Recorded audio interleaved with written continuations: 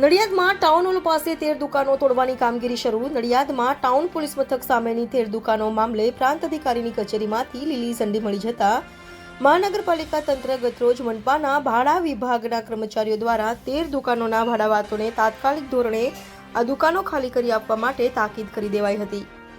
દરમિયાન બીજા દિવસે બુધવારે મહાનગરપાલિકા 2 જેસીબી અને ટ્રેક્ટર સાથે સ્થળ પર પહોંચતા દુકાનધારકોમાં નાસભાગ મચી ગઈ હતી અને યુદ્ધના ધોરણે ભાડુઆતો દુકાનનો સામાન ખોલી કરવા કવાયત હાથ ધરી હતી.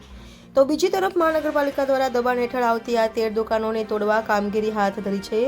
દુકાન તોડતી વખતે કોઈ અનિચ્છનીય ઘટના ન બને તે માટે નડિયાદ ટાઉન પોલીસનો ચુસ્ત બંદોબસ્ત અહીંયા ગોઠવી દેવામાં આવ્યો હતો.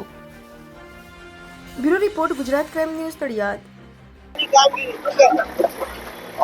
અત્યારના આપણે જે ટાઉન હોલની જગ્યા હતી એ ટાઉન હોલની જગ્યામાં જે તે સમયે દુકાનો ભાડે આપેલ હતી.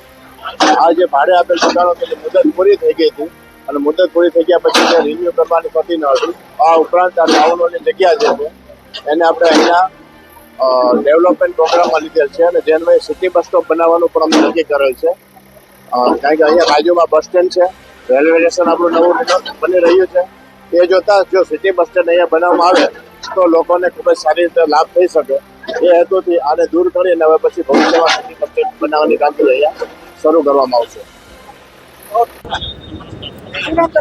મારું નામ અર્જુનભાઈ છે ને અમારી જે મોબાઈલની દુકાન હતી આપણે 2013 થી ઓછામાં ઓછી 12 વર્ષની અમારી દુકાન હતી અહીંયા આગળ. ભાડુઆત રહેતા હતા અમે, પણ અત્યારે તૂટી જાય ને કાલે દિવસે 4 વાગે અમને જણાવેલું કે દુકાને કાલે 10 વાગે સુધી ખાલી કરી નાખ્યું. એટલે આપણે રાત્રે આખી રાત માંથી 4 વાગ્યા સુધી અમારી દુકાન અમે ખાલી કરી નાખી હતી. ને હવે અમ થાય છે કે શું થશે આગળ, હવે બેરોજગાર થઈ ગયા છે. આગળ હવે વૈકલ્પિક માંગણી એ છે કે વૈકલ્પિક વ્યવસ્થા કરો અમારા માટે, બધું જે બી હોય.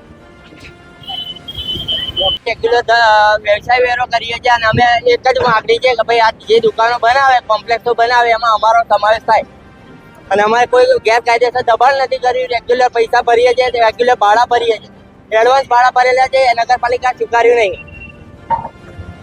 તમે શું કહેવા માંગશો પાલિકા? હવે જે કોમ્પ્લેક્સ બનાવે એમાં અમારો સમાવેશ થઈ જાય.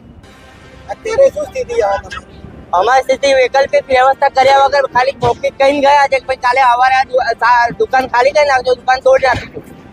કાલે સાંજે કહી ગયા છે અને અત્યારે તોડી નાખી છે. હવે તમે લોકો શું કરશો? અમે કોર્ટમાં પિટિશન દાખલ કરેલી છે.